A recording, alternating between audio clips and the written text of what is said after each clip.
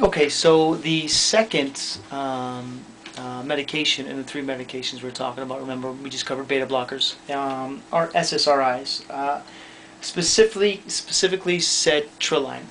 Um, a recent study on five different SSRIs for treating PTSD. The five medications were fluvoxetine, sertraline, paroxetine, fluvoxamine, and cytoplam.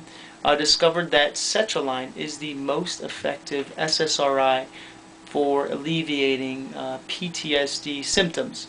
The results of this were based on 120 members of a non-placebo group. The study was about 250 people. 128 of them were non-placebo, meaning taking the actual SSRI, and then the other 126 were taking a placebo.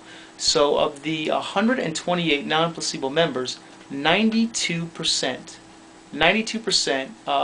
recorded having some symptom alleviation after taking the SSRI sertraline.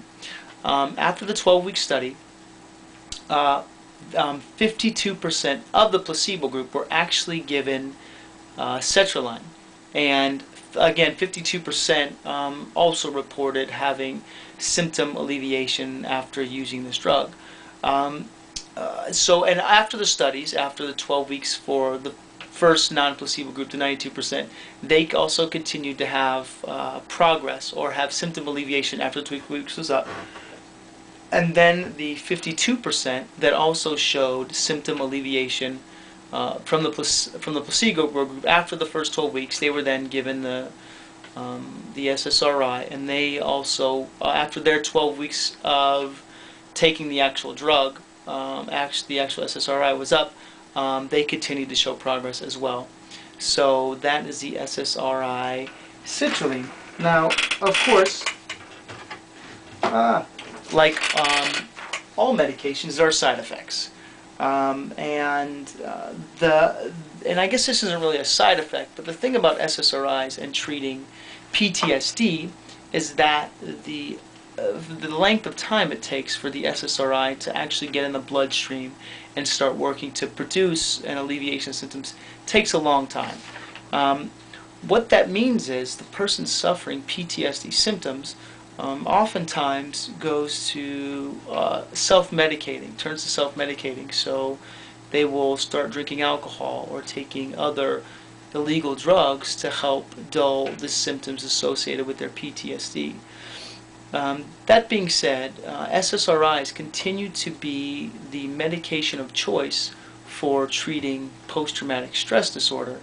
The biggest reason is that while alleviating dulling the arousal memory, just like the beta blocker does, it also helps to alleviate symptoms of anxiety and depression that often accompany a diagnosis of PTSD. So people with post-traumatic stress disorder also suffer symptoms of depression, obviously, and anxiety, both of which make sense if you think about somebody who has PTSD.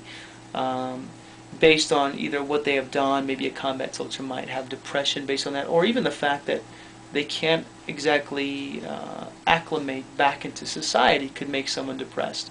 Also, you can imagine the anxiety that comes with post-traumatic stress disorder, the reliving of the traumatic event. So again, SSRIs help in treating depression and anxiety, as well as treating or going towards that arousal memory and dulling that memory, and obviously not as to the extent as the beta blockers, because there is no memory loss. And specifically, sertraline was found to be the most effective SSRI for treating PTSD.